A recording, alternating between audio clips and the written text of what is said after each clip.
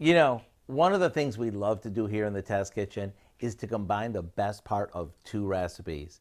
To help you get a better appreciation of what I'm talking about, today we're combining everything we love about homemade potato stuffed pierogies with a classic Italian favorite, lasagna. Here's how.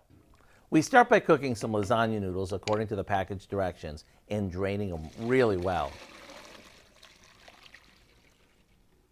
Then, in some butter, we saute some onions that we season with a bit of salt until they're golden. Now we add most of the cooked onions to some mashed potatoes along with some shredded cheddar cheese and a bit of black pepper. To build this, we layer our mashed potato filling with the noodles just as if we were building a traditional lasagna.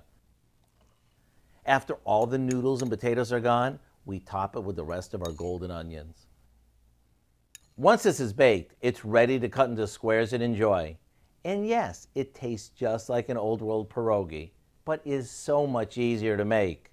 I hope you'll go online to get the recipe for what we call pierogi lasagna.